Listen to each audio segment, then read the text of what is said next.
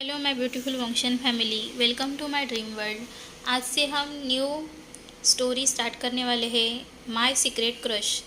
इस स्टोरी में टॉप जान है और बॉटम ईबो।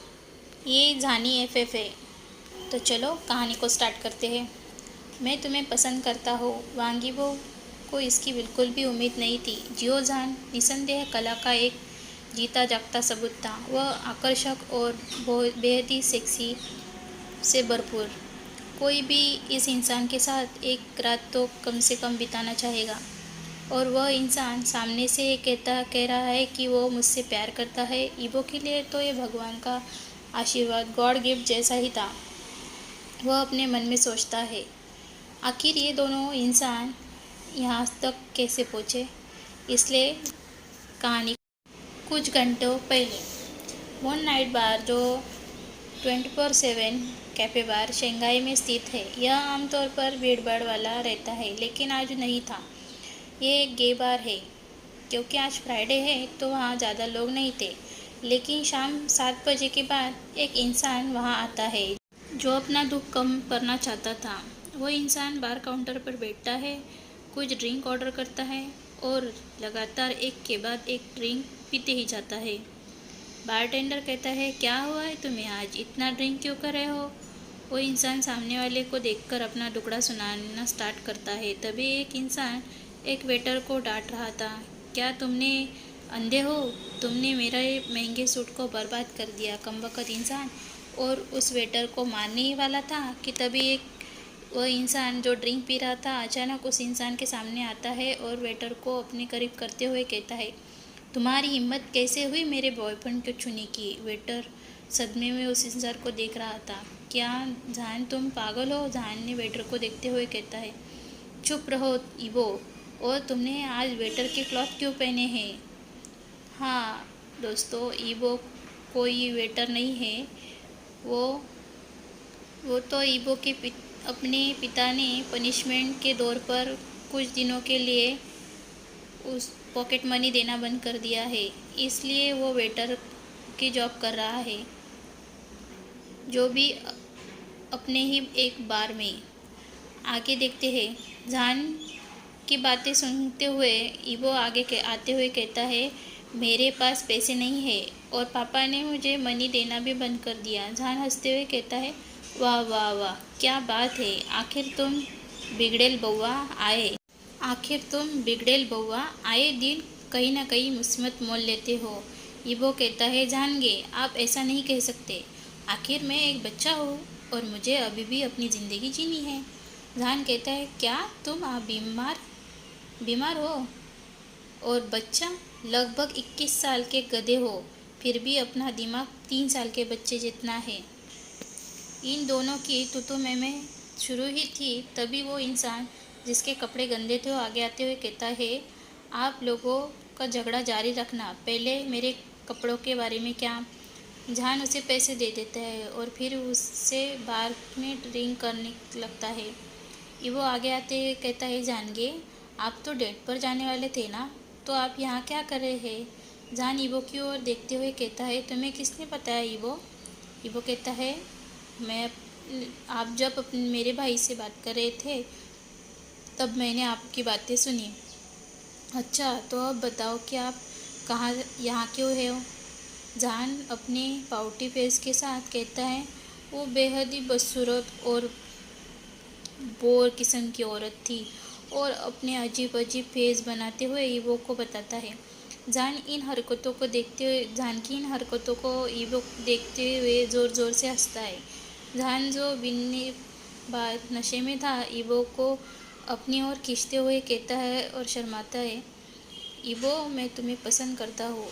वांग ईबो पल भर के लिए हैरान हो गया और ग्लास अपने हाथों में दबा रहा था। तभी अपने आप को शांत करते हुए वो सोचता है कि शायद जानगे का दूसरा होगा, लेकिन अगले ही पल ईबो कहता है, जानगे आपको इस तरह की बातें नहीं करनी चाहिए, लोगों को गलतफहमी हो सकती है। फिर उसने फिर से वही कहा, नहीं बोबो नहीं, मेरा मतलब है कि मैं तुम्हें पसंद करता हूँ, एक रोमांटिक वे में, इस तरह मैं तुम्हें चूमना चाहता हूँ और अपने गले लगाना चाहता हो और मैं तुम्हें अपने नीचे चाहता हूँ। ईवो कुछ आगे कहने वाला था, तभी जान नॉकआउट हो जाता है।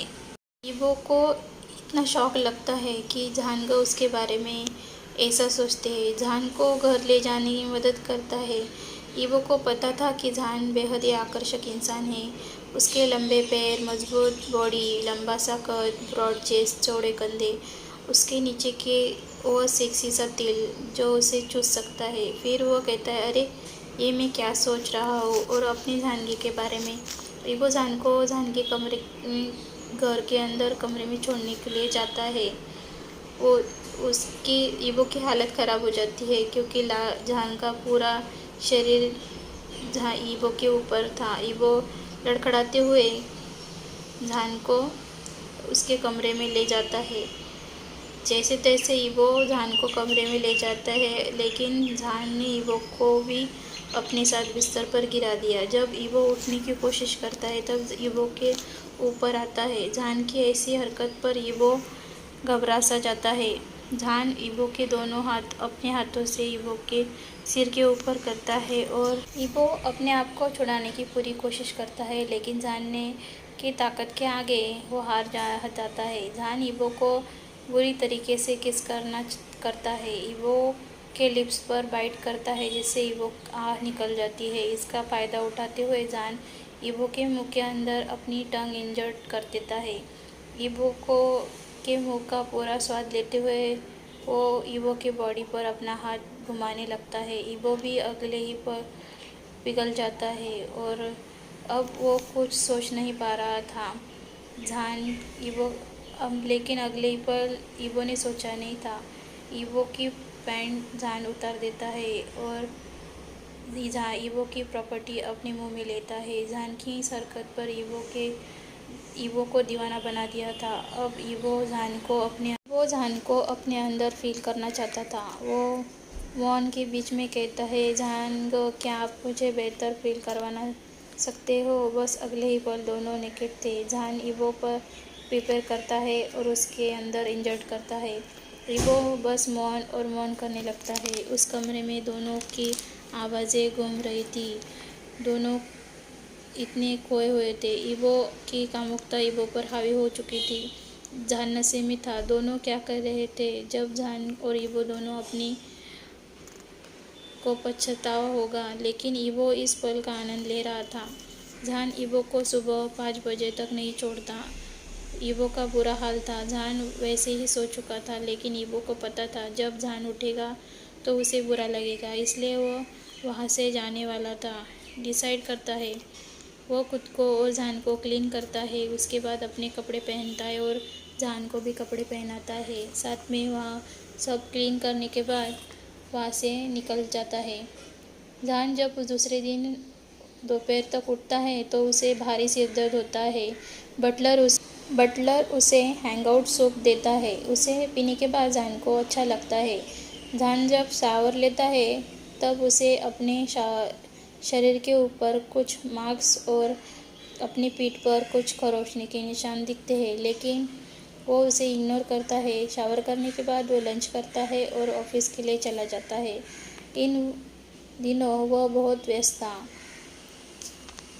और बीती रात की बातें उसे कुछ याद नहीं थी। ईवो का भी कॉलेज का लास्ट सेमेस्टर था, तो ख़त्म होने के पर जान अपनी कंपनी के मीटिंग और अंदर कंट्री के दौरे कर रहा था। जान थोड़ी वीकनेस और रही थी लेकिन वो सिर्फ अपने बिजनेस पर ध्यान देता है और काम ही करते रहता है। इधर ईवो अपनी लास्ट एक कंप्लीट होने के बाद लंदन के लिए चला जाता है क्योंकि वो जान और उसके बीच जो हुआ उसे भूलना चाहता था, लेकिन ईवो आने वाली मुसीबत का अंदाज़ा नहीं था। ईवो बहुत खुश था, अपने दादा दादी से मदद करता था। वो ईवो को बहुत प्यार करते थे, लेकिन इन दिनों ईवो में काफ़ी बदलाव आ चुका था। वो बेहद ही ज़्यादा खाता था, नखरे करता था और उटपटांग सी चीज़ें खाता था और मोटा भी हो चुका था और अपनी दादी से शिकायत करता था को आपके ज़्यादा खिलाने की वजह से मोटा हो रहा है। एक दिन जब ईवो दादी के साथ गार्डन में पौधों को पानी दे रहा था तब अचानक ईवो को चक्कर आती है और वो बेहोश हो जाता है। दादी घबरा जाती है और कुछ नौकरों को बुलाकर कमरे में ले जाने मदद करवाने के लिए कहती है। डॉक्टर को बुलाया जाता है। कुछ देर बाद डॉक्टर आते हैं। जब ईवो को वो चेकअप करते हैं तब दादा दादी को सदमा कहते हैं कि इस राज को राज ही रखा जाए, ये बात किसी को पता ना चले। डॉक्टर वहाँ से चले जाने के बाद ईवो के दादा दादी ईवो के पास बैठते हैं और ईवो की दादी कहती है, बेटा ईवो, क्या तुम हमें कुछ बताना चाहोगे? ईवो अपना सिर नीचे करते हुए कहता है, लेकिन ईवो के दादा दादी कहते, अगर आप इस बात को नहीं हमें बताना चाहते तो ठीक है, हम आपको ज़बरदस्ती नहीं करेंगे, लेकिन आपका डिसीजन क्या है, हम उसे सुनना चाहेंगे। ईवो कहता है कि वह ये आगे रखना चाहेगा। ईवो के दादा दादी उसके साथ थे और वो डिसाइड करते हैं कि आखिर ईवो को क्या हुआ है। क्या ईवो बीमार है या ईवो को कुछ हुआ है या होने वाला है, जानने के लिए मिलते हैं नेक्स्ट पार्ट में। और आप लोगों को अगर पता हो तो कमेंट्स करके मुझे ज़रूर बताएं कि ईवो को क्या हुआ है। साथ में सब्सक्राइब करना ना भूलें, लाइक करें। Bye bye.